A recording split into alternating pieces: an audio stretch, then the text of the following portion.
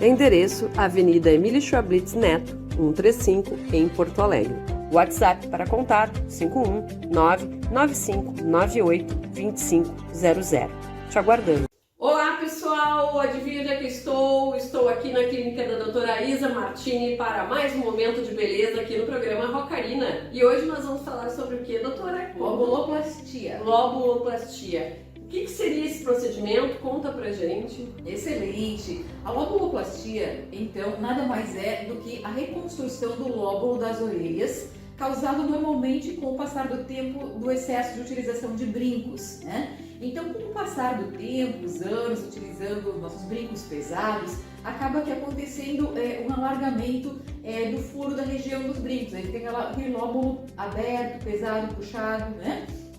E muitas vezes as mulheres até preferem, eu não quero mais usar brincos porque fica muito feio, tem aquele buraco muito largado, muito caído. Nestes casos, nós fazemos uma lobuloplastia com jato de plasma.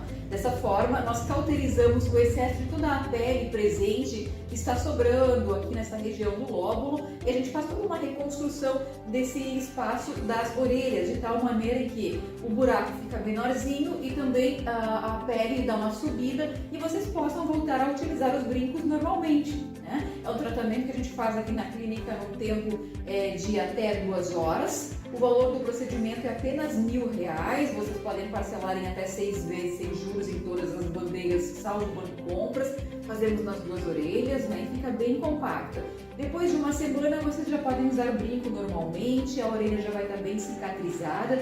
É um trabalho rápido de fazer, indolor, né? E fica bem bonito, vale muito a pena. Para quem tem em casa a mãe, a avó que já usou brincos pesados por muito tempo, manda aqui a fotografia das orelhas, né, para o meu WhatsApp, que é o DDD 51 995 98 2500. Nós já conversamos melhor, mandamos umas fotos de antes e depois dos trabalhos e a gente faz um projeto bem bonito de reconstrução do lóbulo da orelha e podem e devem voltar a utilizar brincos maravilhosos. A tecnologia junto à biomedicina e à medicina estética estão aí a nosso favor de uma forma simples, barata, rápida para fazer e vocês estão aqui para serem beneficiadas em relação a todo esse nosso projeto. Eu, por exemplo, não vivo sem brinco, né? Eu posso, às vezes, até modificar o tamanho do brinco, mas eu adoro usar brincos e eu imagino que a grande maioria das mulheres também, né? Então esse procedimento realmente é um procedimento bem interessante, né? Porque é simples, é rápido, né? E bem indolor, como isso, falou, e não né? tem nenhuma reação adversa, a gente já passa um creminho anestésico tópico e depois de uma semana vocês já podem ir pro baile de brincos novos.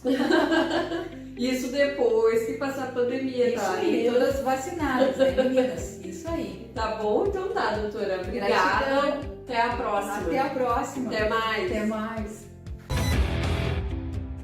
Olá pessoal, tudo bem? Começando mais um programa Rocarina On TV aqui com vocês e hoje eu estou recebendo então o Rodrigo Poltozzi e o Vladimir Roman, que fizeram um guia maravilhoso aí da cidade de Porto Alegre e vão contar pra gente como é que nasceu essa história toda. Sejam bem-vindos ao programa Rocarina, tudo bem com vocês? Bem, participar do programa aí, Karina. Muito obrigada, sejam bem-vindos, é um prazer estar recebendo vocês aqui. Contem pra gente como é que surgiu essa ideia de um guia mapeando, então, a cidade de Porto Alegre. Contigo, Rodrigo, eu começo. Pode começar, Luiz. Vou começar. Na verdade, o Rodrigo e eu, nós somos sócios, né, de uma empresa de arquitetura e a gente Da sempre BPR, sentiu né? essa carência de Porto Alegre, porque nas viagens a gente sempre adquire os guias quando viaja para visitar cidades e todas as cidades têm guias maravilhosos e a gente sentia essa carência de Porto Alegre, da nossa cidade, que não tinha esse guia específico de arquitetura, né? Então por isso que a gente resolveu fazer. A gente até não o Rodrigo agora é professor universitário, mas eu não sou professor universitário, então ia, sei lá, outras pessoas mais qualificadas que isso, mas que não, digamos, ousaram fazer esse guia, né?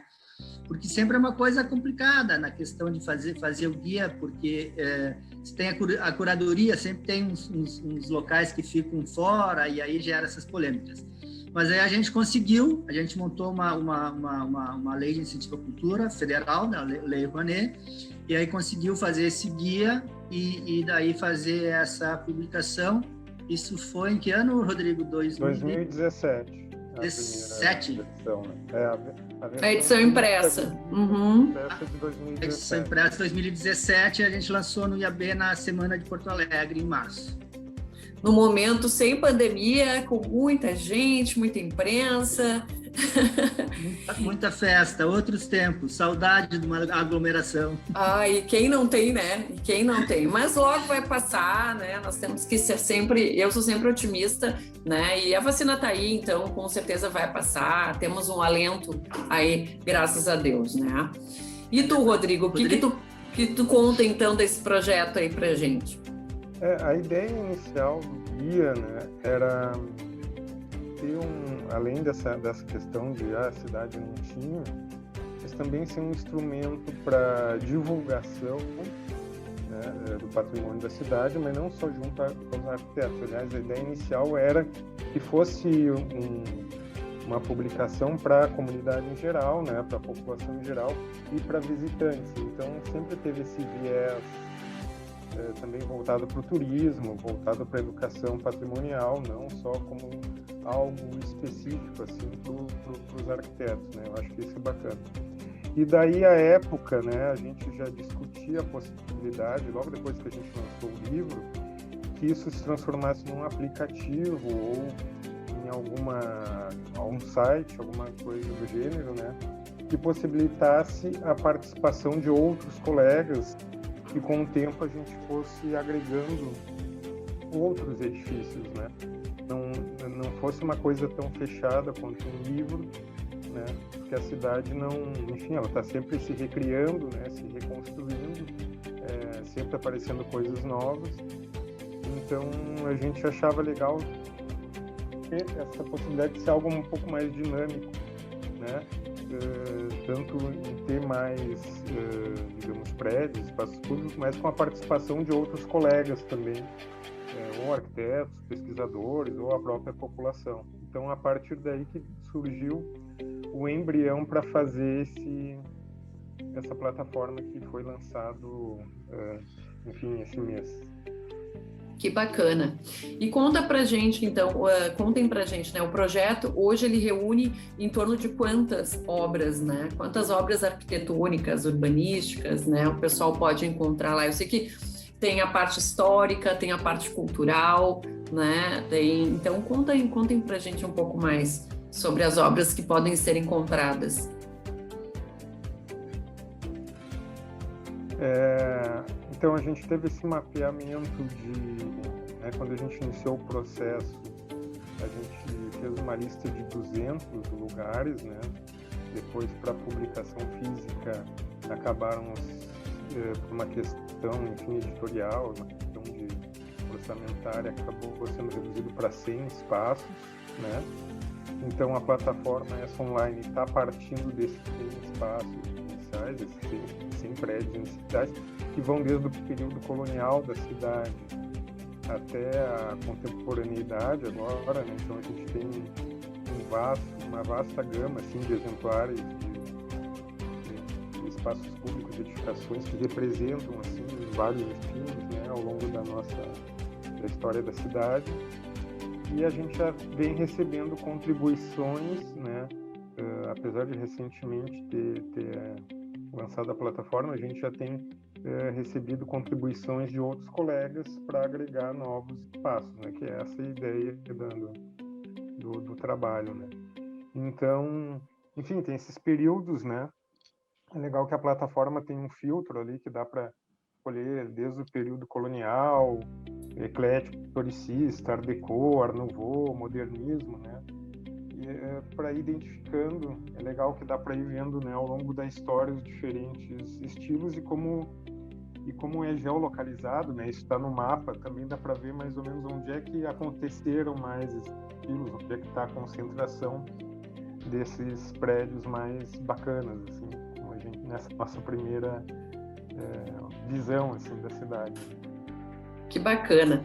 E como é que vocês conseguiram, então, desenvolver esse projeto, né? Falaste antes que vocês entraram com uma Lei Rouanet, né? Vocês conseguiram, então, através da Lei Rouanet, implementar esse projeto. Foi dessa forma? Foi do guia impresso, né? Da primeira vez, em 2017, então, do guia impresso, foi feita uma Lei Rouanet para fazer essa tiragem, distribuição em bibliotecas e venda também desse guia impresso. Mas agora é um patrocínio do IAB do Rio Grande do Sul e do CAU do Rio Grande do Sul, né? Essa é a fonte de financiamento. Legal. O que é bacana agora, que eu acho de sublinhar, é que nessa questão agora da plataforma, ela fica mais aberta, né? Como o Rodrigo falou, nós relacionamos inicialmente umas 200 obras. Mas questões de imitação editorial, que agora, né, já não tem, aí a gente acabou deixando esse número meio redondo, né, de 100 lugares e prédios e espaços da cidade. E agora, justamente na época do lançamento do guia impresso, mas por que aquele prédio não entrou, é tão bacana, e agora a oportunidade, né, de fazer. Agora é uma plataforma colaborativa, as pessoas podem enviar a sugestão, as fotos, o histórico, a pesquisa, né? Então agora tá com essa facilidade. Conseguir ter um espaço para as pessoas interagirem também nesse sentido e realmente trocar e, de alguma forma, deixar ali o seu conteúdo, né? Isso é muito bacana com relação à cidade, né? Porque eu, por exemplo, moro em Porto Alegre a vida inteira e eu entrei, então, no site, né, no guia. Nossa, eu achei fantástico, o guia é maravilhoso, né? E eu tô falando isso, pessoal, porque eu realmente achei muito bacana. Porque como o Rodrigo falou antes, você entra lá, você tem vários filtros, então você pode filtrar, né? Tem cada lugar da cidade, então vai ali no mapa, mostra a localização, tem um texto, né, contando um pouco sobre cada local. Eu destaquei aqui alguns locais que eu achei muito interessante, assim, que, por exemplo, eu não conhecia, como a Casa Mínima, não conhecia. Eu achei muito legal, muito legal. E um que simplesmente eu achei assim, me surpreendeu, foi o Mirante Demai Pisa. Nossa, eu passei milhões de vezes por aquele lugar e eu sempre me perguntava, mas né, será que isso é aberto à visitação? Será que é um ponto turístico? E assim como eu tenho certeza que todas as pessoas devem ter inúmeras perguntas sobre vários locais de Porto Alegre. Por exemplo, tem vários solares ali no centro histórico de Porto Alegre, que são lugares lindíssimos e nós não temos a mínima ideia sobre esses lugares, né? Sobre a existência de alguns desses lugares. Então, eu achei muito bacana o trabalho de vocês e acho que tem muito sim a evoluir, né, com as pessoas também contribuindo. Achei realmente muito legal. Se vocês quiserem colocar também algum ponto diferente, assim, que vocês queiram que as pessoas também vejam, assim, eu vi que vocês têm ali a contribuição de fotos do Leandro Celister, é isso? Tá? Foi ele que fotografou todos os espaços? Ele fotografou todos os espaços e teve algumas fotos aéreas do guia impresso, que foi comprado porque eram fotos aéreas, né? Mas todas são dele. Não, tem a participação também de um colega lá da faculdade, o arquiteto Janderson Coelho, que contribuiu também com umas fotos agora para essa versão online, virtual, né? Online. Uhum. Que bacana. Essa questão que eu havia falado, Karina, da Casa Mínima, na época do lançamento do guia impresso, repercutiu bastante porque ela foge desses padrões, né, dos edifícios mais representativos e tombados, né? Entra até com uma curiosidade, né? Por isso que também o Rodrigo falou da questão de ser mais amplo, para ser para turista e para morador. Entra como uma curiosidade, mas ela é representativa da ocupação daquele espaço da cidade, né? Que justamente é 2,20 metros, né? 10 palmos ali, que ainda essa medição, e ainda foi dividida ao meio. Então a gente vê como que acontece o parcelamento do solo, né? e ao mesmo tempo ao lado tu tem o Museu de Porto Alegre, que é tipo uma chácara. Então tu faz esse contraponto, né? Como que a cidade venha a ser ocupada. Eu acho que seria bem bacana vocês, já que tu trouxe essa questão também da casa mínima, contar um pouco a história da casa mínima para as pessoas, porque eu tenho certeza que muita gente, assim como eu, não desconhecia realmente a história, né? A casa mínima, ela passa meio despercebida, tanto que, por isso que ela é casa mínima, né? Eu acho que o que mais intriga nisso aí é que, além dela ser, hoje por exemplo, na questão da legislação, tu não pode ter um terreno com menos de 5 metros, né? Isso é nível Brasil. Porto Alegre e áreas da cidade diferentes. Mas naquela época tu tem o mínimo que seria 2,20. Então é sempre assim, os lotes aí, principalmente da Cidade Baixa, é 2,20, 4,40, 6,60, porque era a medida dos palmos e das braças, né? Isso que se fazia. Então houve digamos, uma partição e chegou-se à propriedade de 2,20 metros. E mais ainda, por questões de herança, ainda ela foi dividida. Então ali tu tem 2 portas, e digamos que a propriedade tem 1,10 metros. Tem um acesso para o nível superior e o térreo.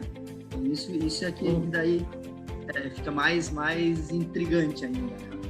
Acho que o pessoal, assim como eu, vai gostar bastante.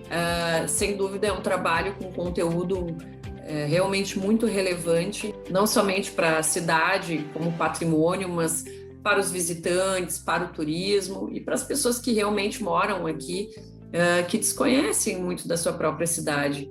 Quantas vezes nós recebemos, né, amigos que vêm de fora ou parentes que não são daqui, tu leva para conhecer a cidade, tu leva sempre nos mesmos pontos turísticos, né?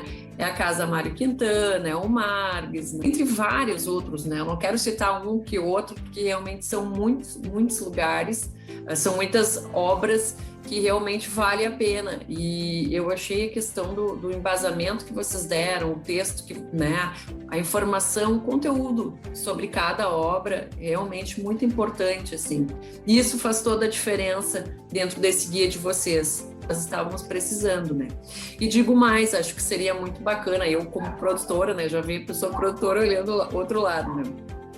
Eu digo mais, acho que seria muito bacana no momento que passar essa pandemia, né?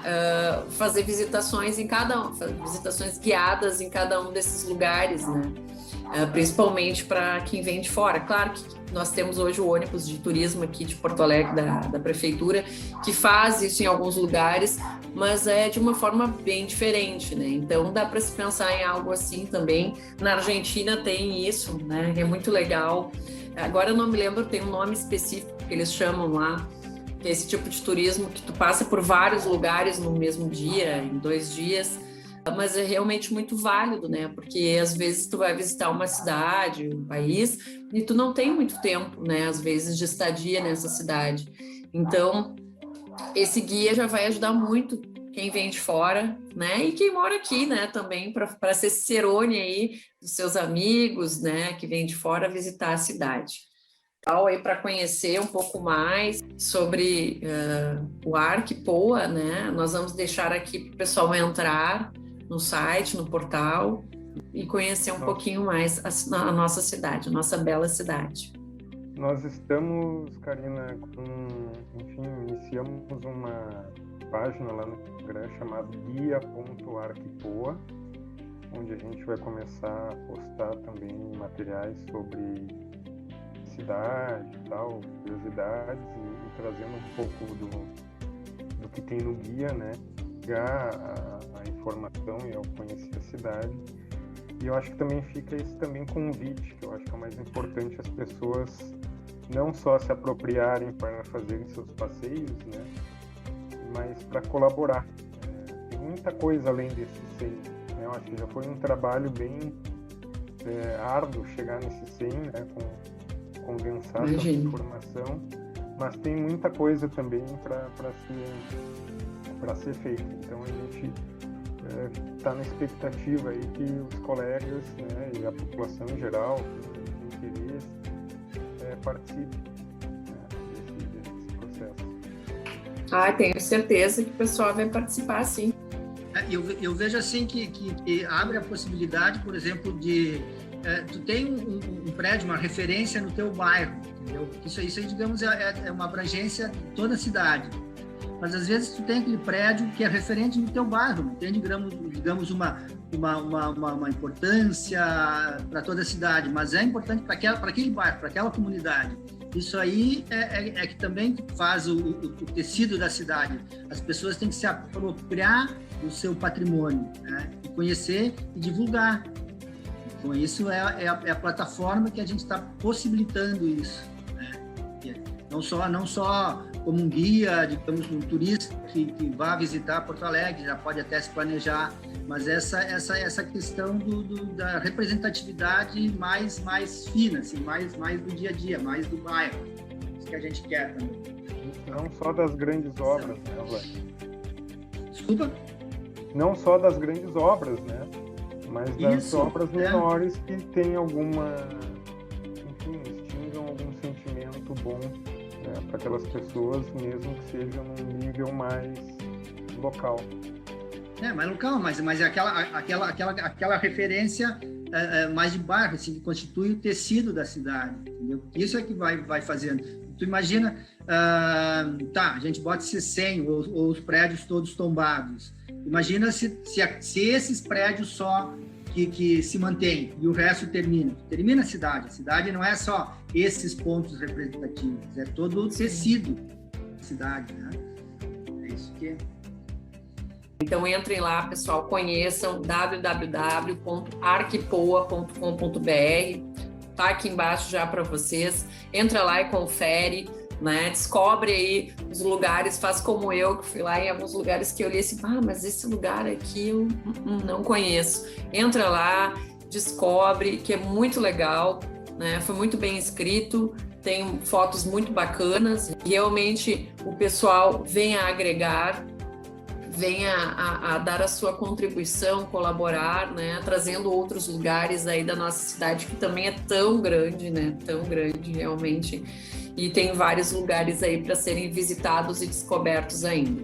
Então, muito obrigada, tá? Agradeço a você, sucesso com o guia Arquipoa, e que nós logo mais possamos aí estar num outro momento, né, presencialmente, falando sobre o guia e lançando um novo guia aí com ainda muito mais obras aí da cidade. Tá bom? Muito obrigada. Até mais. Obrigado, Karina. Até mais. Tchau. Tchau, tchau, pessoal. O mundo sempre nos ensinou. No último ano, aprendemos muito. Home virou office. Sala de casa virou sala de aula. Professores viraram heróis. Profissionais da saúde, super-heróis. A educação nos capacita. Ela é a matéria-prima da mudança, do desenvolvimento, da felicidade. A educação muda. A educação cura. Fecomércio, Sesc, Senac. Olá pessoal, tudo bem com vocês? Então hoje Rockarina num super momento aí musical de entretenimento e cultura, e eu vou conversar com quem? Vou conversar com o Diogo Brockman da banda Jingle Bells. E aí, tudo bem, querido? Tudo jóia, querida. Seja muito bem-vindo ao programa Rockarina. É um prazer estar te recebendo aqui, né? Poder falar de música, que é um assunto que eu nem gosto. Mentira, adoro. Quando nasceu a banda Jingle Bells? Como é que começou toda a história da banda? Conta um pouquinho pra gente entender. Sim. E conhecer, né? Pra quem ainda não conhece. Legal, claro que sim. Então, a gente começou a tocar juntos na época do colégio, né? Teve em algum momento na nossa pré-adolescência, porque a gente se matriculou na mesma escola de música meio por acaso, assim. A gente tinha alguns... Olha só! Tinha um irmão mais velho, do Rodrigo, se eu não me engano, que foi pra lá pra aprender guitarra. E daí o Rodrigo entrou e a gente tava tudo na época de aprender a tocar instrumento, assim, se interessando. E nessa escola de música, que era a escola de música Beethoven, que o Carlo Pianta, da Graforré, dava aula, a Biba Meira também, o De Fala, o Frank Jorge. Só eles, uma galera dessa geração. Vocês foram só pro pior lugar. Exatamente. Né? Só que não. Então, acertou exatamente. Tipo assim, a nossa cabeça, assim, uma esponja, assim, absorvendo um monte de ideia nessa época, assim, foi muito legal. E eles eram ao mesmo tempo também muito carinhosos com a gente, assim, era um ambiente muito legal. Que bacana, assim. né? Porque eles são monstros, né? Super, monstros do rock gaúcho. Super. Assim. O Carlos, assim, que eu falo até hoje em dia, assim, mais do que os outros, é um querido, assim, muito legal.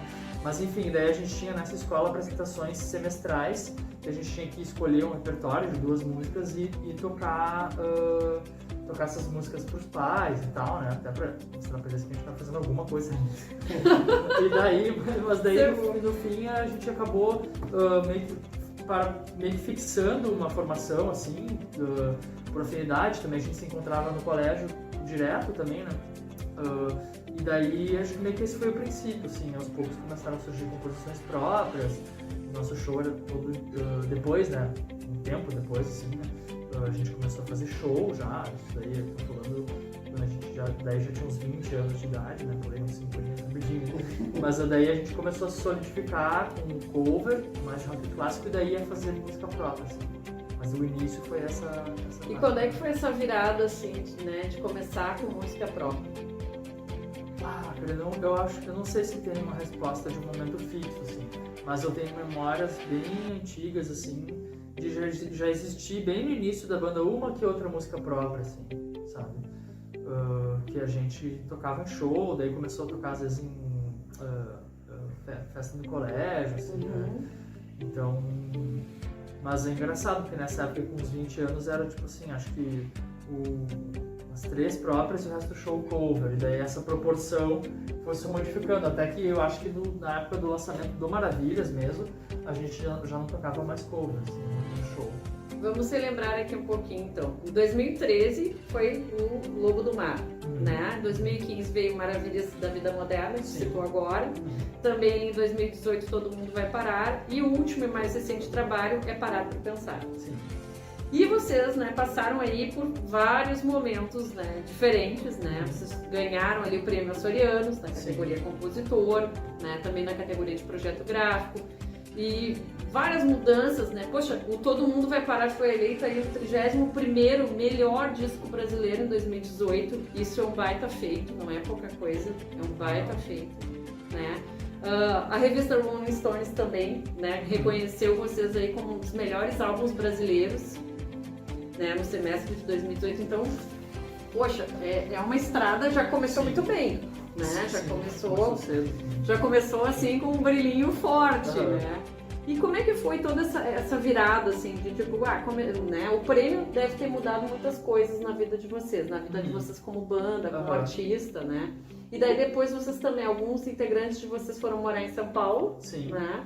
Queria que tu contasse, discorresse um pouquinho, né? Como é que foi essa breve trajetória, essas mudanças todas nesse período. Sim, tu diz a partir do Maravilhas, assim. Isso. Então, a gente, na verdade, chegar um pouquinho antes, a gente gravou o single de Lobo do Mar com o Hélio Flanders, do Vanguard, né? Que a gente abriu um show deles uma vez no Opinião.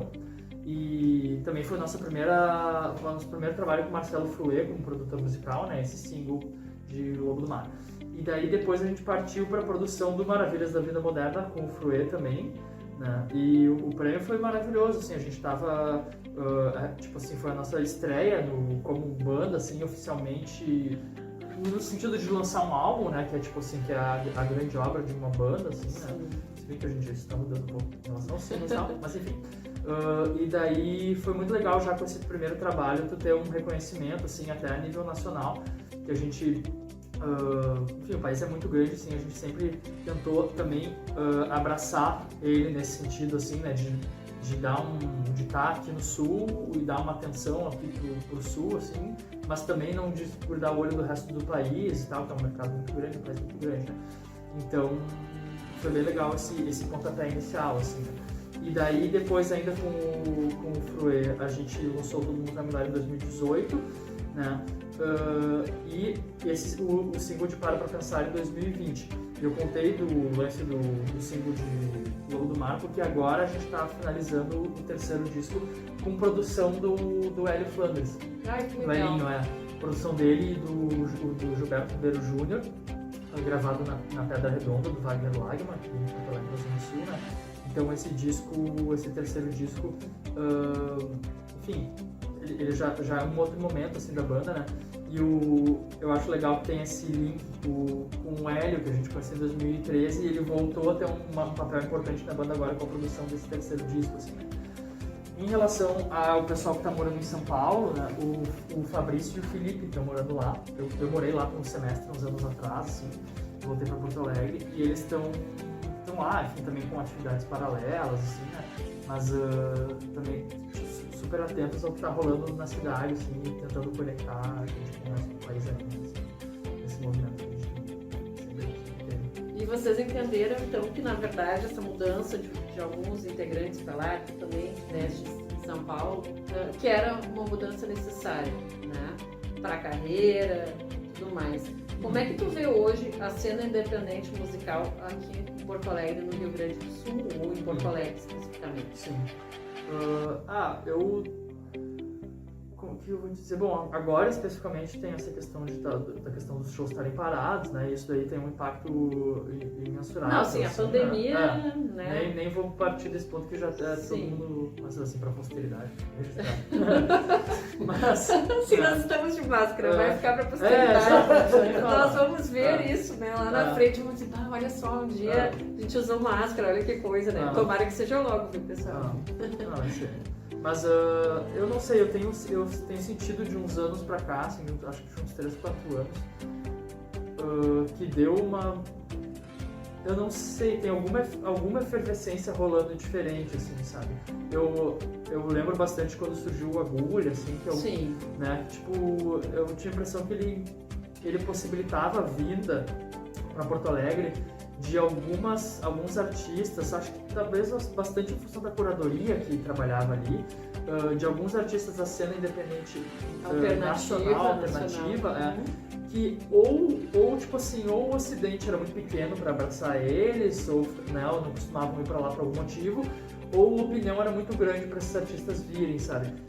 Qual que é o meu ponto, assim, eu sinto que também se tu começa a conectar Porto Alegre com o resto do país e artistas de fora virem tocar aqui, sabe, isso gera um burburinho, gera toda uma conexão, uma conexão, sabe, Claro. das pessoas se encontrando, das pessoas tendo relação, absorvendo outras experiências, né, assistindo esses shows, e a cidade também tendo esse lugar para tocar. Assim, não quero resumir especificamente a Agulha, mas foi uma coisa que coincidiu, acho que um pouco com a época que ele surgiu, assim, sabe?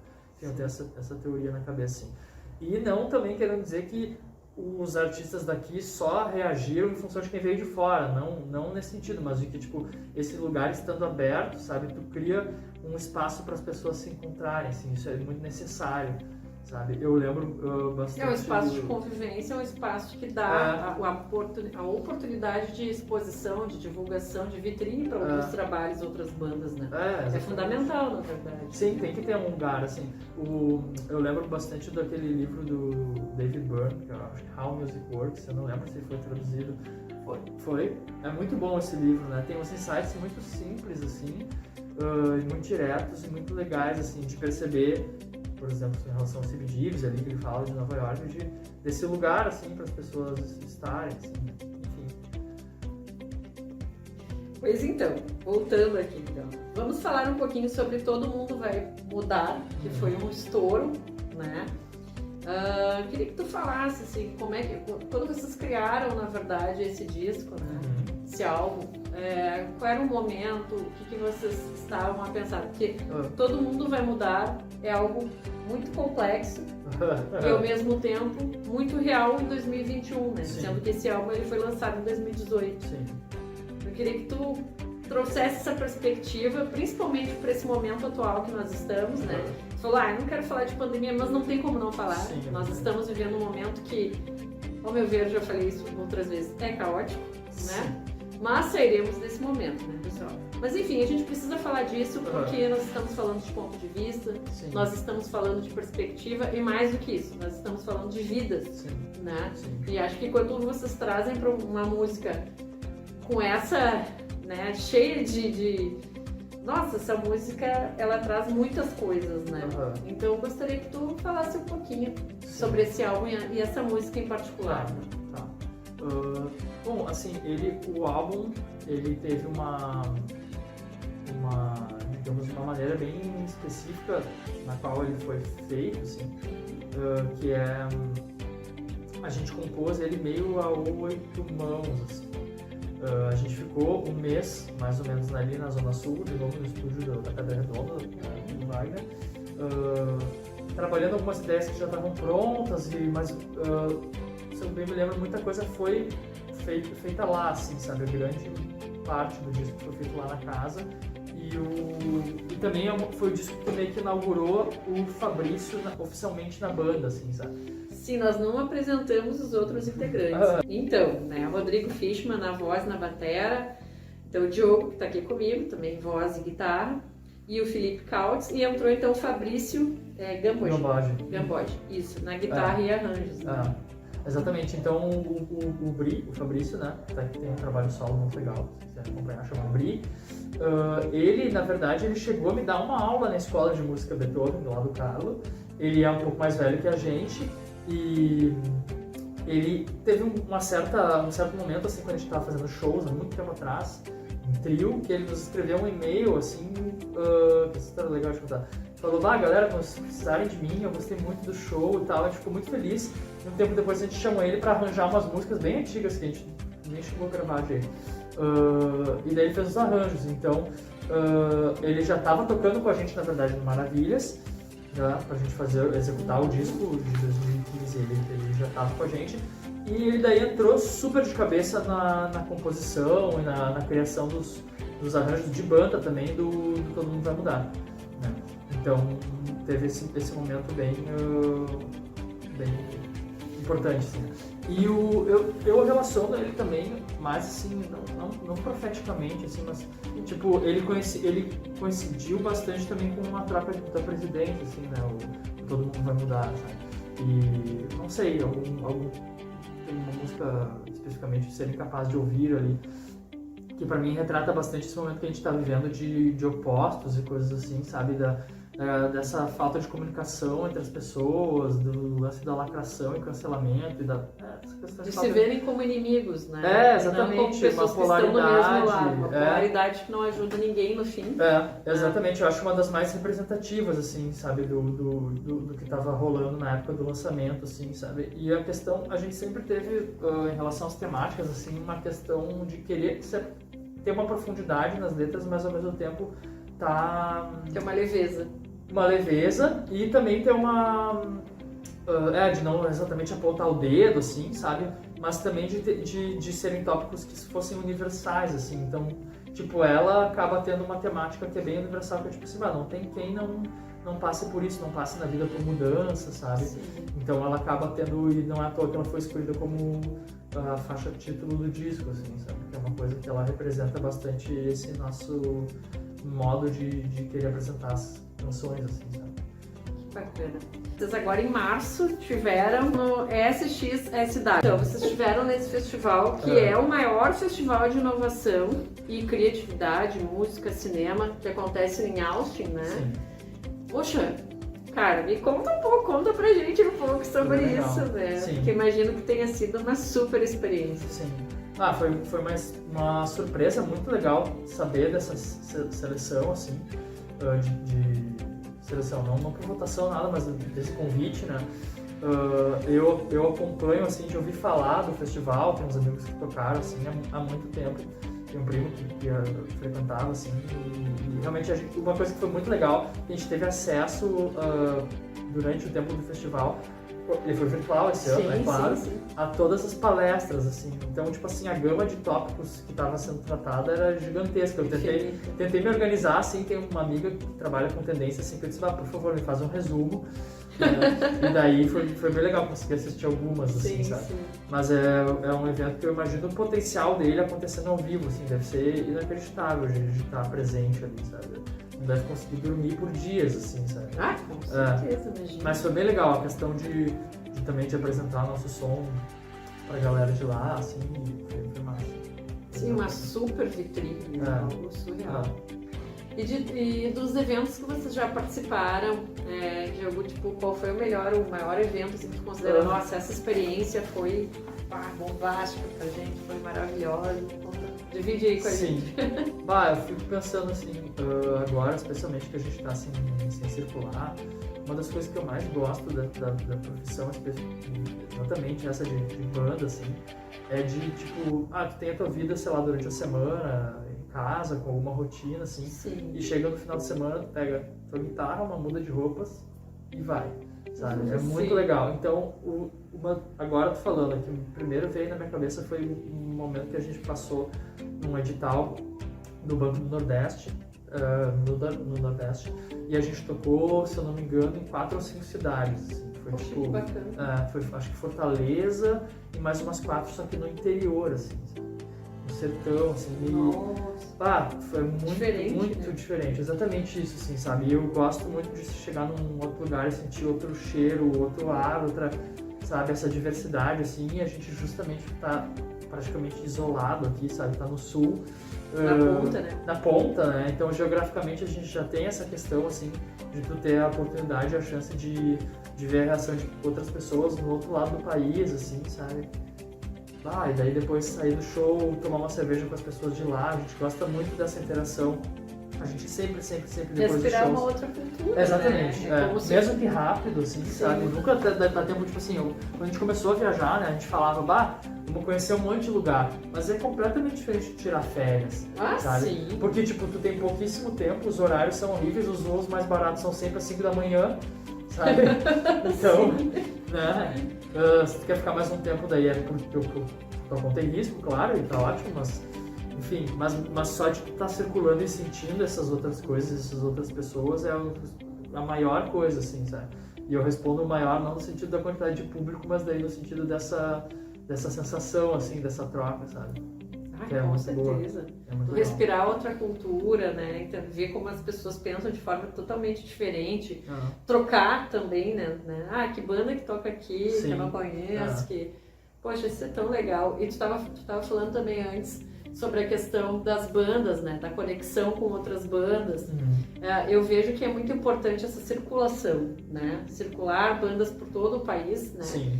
Essa circulação, eu vejo que é fundamental, não somente para enriquecer a cultura, mas para as bandas independentes também terem a sua cara, né? Tipo assim, colocarem, expor a sua cara, conseguirem expor a sua cara em outras partes do país. Porque senão tu fica muito limitado à tua cidade, né? Ao teu estado. Claro. E isso é uma coisa que realmente acaba dificultando, daí que tu seja visto por um grande produtor, de repente, para participar de um evento maior, né? Então, essa questão de se pulverizar, né? É bem importante, assim. Super, e assim, é louco porque daí tu tem questões logísticas que parece que não deixam o cara superar, assim, a barreira. O país é super grande. Recentemente surgiram taxas abusivas em termos da questão de despacho de instrumentos musicais, quer dizer, de malas, né? E daí, depois, em cima disso, eu não acreditei quando eu vi, desculpa, mas é que eu comprava as passagens da banda na internet, assim, e eu vi, tipo assim, antes era R$100 para despachar uma bagagem, e agora, dependendo da distância que tem até a cidade, o custo muda também. Então, tipo assim, tu começa a ver... É calculado em cima da distância. Da distância, daí tu começa a ver, tipo assim, vai ser cada vez mais impossível tocar fora do eixo, assim, sabe, nos lugares. E daí a gente tentou bastante também, em alguns momentos, questão de alugar carro, só que justamente o país é super grande, assim, né? Então, tem que tentar alguma coisa. Sim, tem que fazer uma relação custo-benefício que vale a pena, né? Daqui a pouco tu ir de carro até São Paulo, ainda assim não vale a pena. Exato. Vale mais a pena tu alugar um carro lá e ir de avião, ainda assim. Né? Isso aí é bem cenas do backstage, assim, mas essas são dificuldades que surgem, assim, né? São bastante também do país essas outras questões. Não, vocês como banda, veem o que vocês estão programando, como é que vocês estão se planejando, né? O que vocês pensam agora, se vai ter alguma coisa para ser lançada agora, o que o pessoal pode esperar também, né? Sim. Assim, os prognósticos, assim, de quando os shows vão retornar, eles são bem variáveis, assim. O mais distante que eu já ouvi até agora foi a galera falando que os shows vão retomar em junho do ano que vem. Da maneira que a gente conhece, né, que a gente conheceu. Sim. Talvez antes já tenha, assim, iniciativas, tipo assim, com distanciamento ou drive-thru, assim, mas como a gente tinha, é junho. E eu prefiro pensar nisso do que me frustrar, alguma coisa assim, né? Mas vamos ver. Então, a gente, o plano da banda, a gente, como eu te falei, a gente tá com esse disco praticamente finalizado, o terceiro disco, né? Com produção do Elinho e do Gilberto Ribeiro Júnior. E a gente tá muito em dúvida do que fazer com ele, né? Tem alguns artistas que no nosso nicho, assim, que já que lançaram disco durante a pandemia. E eu me pergunto o que acontece, assim, porque pra gente a maior fonte de divulgação ainda é o show ao vivo, sabe? Sim. A gente é uma banda que o impacto do show ao vivo, ele costuma ser reativo, assim, as pessoas costumam reagir a ele, assim, sabe? Tipo, ouvi o disco, mas o show é super potente, sabe? Então, Fideliza mais público. Exatamente, sabe? E daí rola toda aquela conexão especialista que a gente tava falando, assim. Então, justamente, a gente fica em dúvida de quando lançar isso, né? O nosso tipo de som não costuma tocar muito nas grandes rádios, assim, né? Então a gente acaba dependendo basicamente do rendimento que o streaming dá para as músicas. Tem todo E tem valido a pena isso? É que valido a pena, putz, depende de como é que tu faz A esse pergunta cálculo. que não quero calar. Depende de como tu faz esse cálculo, né? Tipo, depende de como que tu vê os custos que tu tá deparando com essa entrada, assim, sabe? Mas é difícil dizer, eu não sei dizer se no valido a pena, porque, assim, o que tu espera? É uma ferramenta, né? É uma ferramenta, assim, tu tem que ter ela, né? Eu acho pode ficar animal. fora, claro, não, tem que lógico. ter, não é essa a questão, mas, tipo assim, depende, o que tu espera que aquilo te pague, né? De verdade. Exatamente, sabe? Até a galera já sabia que não pagava tão bem, mas daí quando acabaram os shows que rolaram altos movimentos, tipo assim, tá, isso aqui, o que sobrou não vai dar conta, não dá conta. Mas é pra dar conta, sabe? Tipo... Sim, expectativa versus retorno. Vai depender, né, da expectativa. Vocês já foram com a ideia de tipo, não, nós queremos estar ali porque nós sabemos que é importante estar ali, Sim. mas não necessariamente dependemos desse tipo de retorno, né? Sim. Eu acho que a expectativa, como tu falou, ela tá totalmente ligada, né? A essa relação, né? Sim. Porque realmente tem bandas independentes, eu vejo isso muito, assim, que estão mais no início, assim, e que esperam que o streaming vai dar, né? Sim. Tipo assim, né? Não, ele vai, claro, te divulgar, vai te possibilitar estar na casa das pessoas de uma Sim. forma muito mais rápida, né? Vai te dar um outro tipo de exposição, de divulgação. Sim. Mas isso não significa financeiro, né? Não significa o lado financeiro, são coisas diferentes. Né? E vamos para finalizar, então, pra gente fechar. Claro que antes o Diogo vai tocar aqui pra gente, mas calma, a gente vai chegar lá. Mas só pra finalizar aqui, Diogo, e como que tu vê essa questão do streaming, né? A gente tava falando específico aí de uma plataforma, mas disco, CD, streaming, como é que tu vê essa indústria hoje e principalmente essa questão do streaming, né? Sim. Minha posição não é nada radical. Pra mim o CD tá morto. Não tenho, a gente provavelmente não vai lançar formato CD, não tem onde tocar, não tem onde ouvir. O vinil é muito legal, eu gosto como consumidor, e eu acho que ainda é uma coisa que vai durar algum tempo, assim, não sei dizer se é moda ou se as pessoas vão ficar com ele por um bom tempo, né, não sei dizer. E o streaming, eu também tipo assim, o rumo que a tecnologia vai tomar é super difícil de prever, né? Sim. Mas eu acho que é uma coisa maravilhosa e o jeito que tipo, a gente tende a se manter conectado, assim, né? Pro bem ou pro mal, assim, vai ainda também durar algum tempo, assim, sabe? A portabilidade disso eu acho muito legal, as possibilidades de conexão, a quantidade de gadgets que tu consegue sincronizar para botar som em diversos lugares, assim, né? Tu entra no carro, tu conecta teu som. Tu tá na rua, tu conecta com teu fone sem fio, sabe? Sem possibilidade. Sabe? Tudo trabalha pra tu meio que poder botar som onde tu quiser, tu meio que criar tua própria trilha sonora pro teu dia, assim. Se tu tem a tranqueira da Alexa lá, não sei o que, tu chega em casa e bota um play. Então, é interessante de ver, apesar da gente estar numa sociedade que é cada vez mais visual, né? É interessante de tu ver como se criam mecanismos para tu estar sempre com uma música à tua disposição, se tu quiser, sabe? Então, tu reflete também sobre o papel da música, né? Qual o papel que ela tem na sociedade que tem bastante visual também. Então, eu acho muito bom, porque eu trabalho com isso, se as pessoas estão a fim de ouvir música, que é ótimo. Claro. Acho que a gente está num momento bem legal para isso, daí, mas consequentemente também a concorrência aumenta muito mais, né? Tem mais vias de acesso, né? Tu já não tem mais aquele funil da gravadora que escolhe quem vai poder gravar um disco ou não. Tem a democratização dos aparelhos de gravação e coisas assim. Que antigamente as bandas ficavam nas mãos, né, das gravadoras, Sim. né? Só que ao mesmo tempo existia um outro tipo de investimento por parte das gravadoras, né? Sim.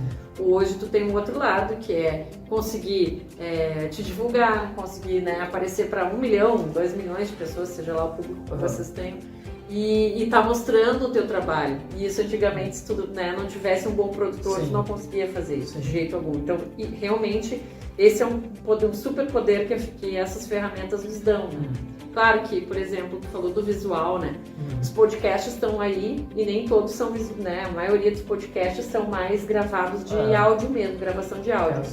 E acho que os podcasts, eles vão continuar no mercado e continuar assumindo a sua posição, que é uma posição, ao meu ver, muito forte, né? Porque é um conteúdo específico, então é um conteúdo nichado, né? Cada um procura ouvir exatamente aquilo. Eu acho que isso é um baita benefício, né? E, claro, ao mesmo tempo que tu ir para uma ferramenta, um aplicativo como o Spotify da vida, que te possibilita escolher desde o estilo musical que tu quer ouvir, né? E escolher especificamente a banda e ainda te indica outros estilos musicais, isso é supra-sumo, né? Outras bandas dentro daquele mesmo estilo musical, isso sem dúvida é supra-sumo, né? E, por exemplo, né, hoje o que tu tá ouvindo, vocês assim, vocês andam ouvindo? Tem alguma banda nova aí pra indicar pro pessoal também? Pior que eu tenho fases sem nenhuma novidade, assim, mas eu vou tentar no susto, assim, te falar. Tá. Por indicação, eu tô com um estúdio, né, trabalhando em produção musical também aqui em Porto Alegre, por indicação de uns amigos que eu tô produzindo, eu comecei a ouvir esses dias o disco do Theo Katzman, e tava achando bem legal, em termos de sonoridade, assim, umas composições, mas um disco que eu ouvi muito nessas últimas semanas é um disco de um baixista muito clássico, assim, que gravou com muita gente, o Pino Palladino. Sim. Com, Palladino, né? Nossa. Pô, quer fuder. Exatamente, é um disco dele com o Blake Mills, que é um cara que eu não sei se tu tá ligado. Sim, então quer fuder. Eles lançaram um disco juntos, Sim, assim, muito massa. e tá foda. Gostei muito, assim. Eu vi, Muito legal, né? Tá muito Surreal, né? Surreal. Muito legal. Ai, que show! Então agora nós vamos ouvir o Diogo, então, da Jingle Bells aqui, super presa aqui no programa Rockarina On TV, prazerzaço estar recebendo você aqui. E o que nós vamos curtir então, o que o pessoal vai poder conferir agora? Bom, vou tocar Dinossauros. Só se for agora, contigo. Eu sei, eu lembro, faz tanto.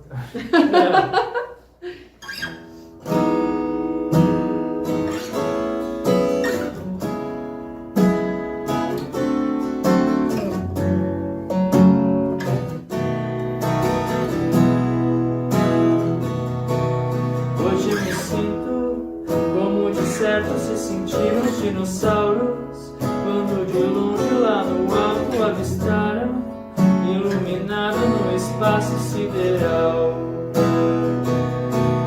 Vinha de cima, sobrevoando pelas ruas e telhados, e parecia dar aquilo que esperavam, bem no início da história ocidental.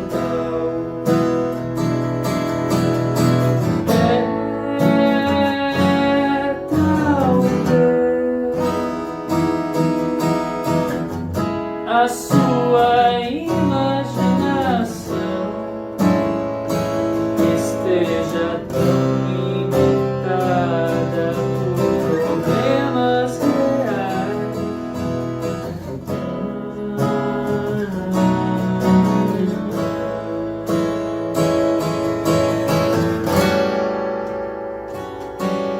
Hoje eu me sinto como de certo se sentiram os astronautas quando souberam que de frente para a Lua não voltariam por Cabo Canaveral. Sobrevoavam, observando os telhados lá de cima, que prometiam para todos que esperavam alguma foto da notícia no jornal.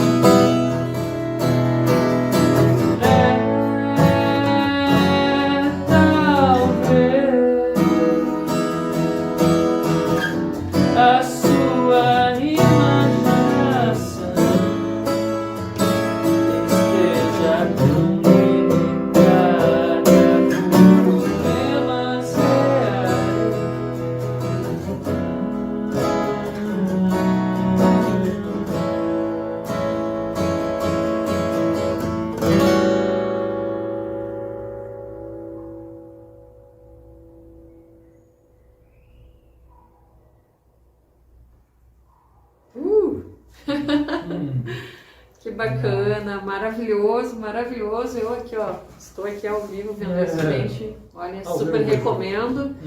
Vamos deixar as plataformas aí, pessoal, onde pode encontrar a banda, né, por favor.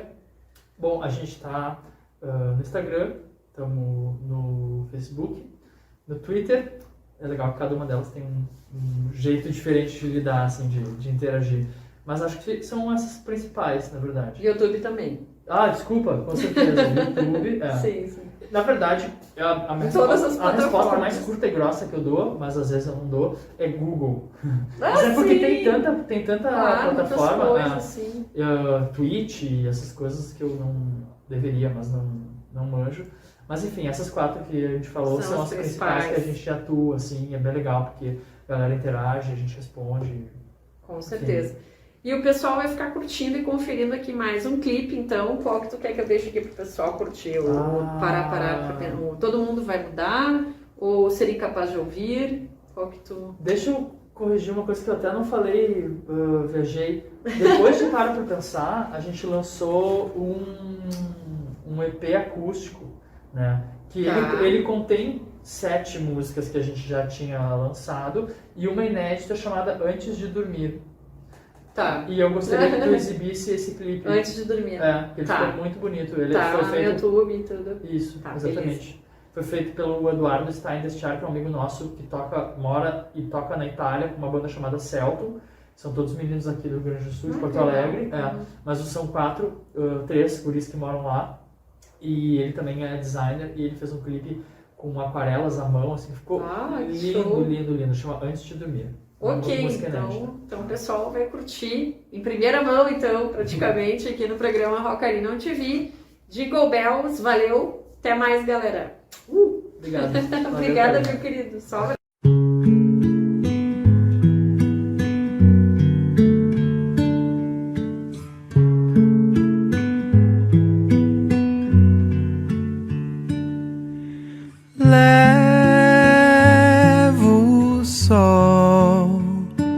dentro de uma mala, viajando a pé. Quando precisar, posso amanhecer, mergulhar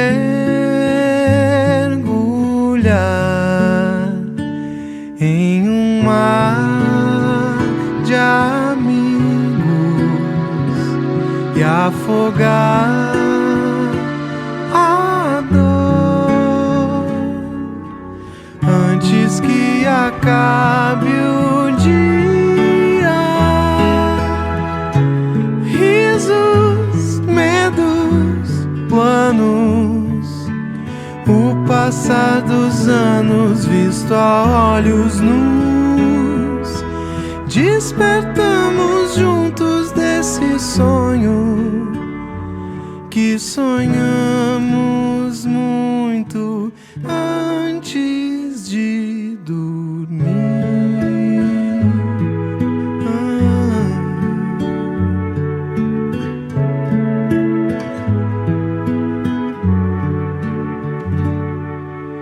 Quem virá caminhar comigo e cantar canções que perdemos com o tempo.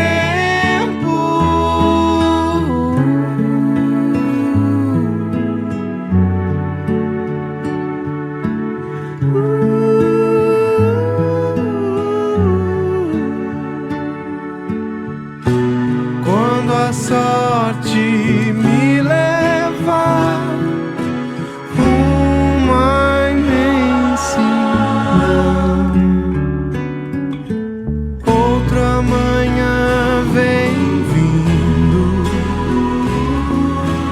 vidas que vão surgindo pra lembrar risos, medos, planos, o passar dos anos, visto a olhos nus, despertamos juntos desse sonho que sonhamos muito antes de dormir,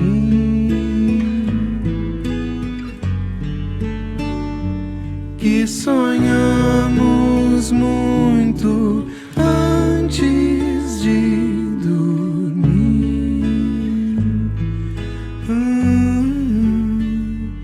que sonhamos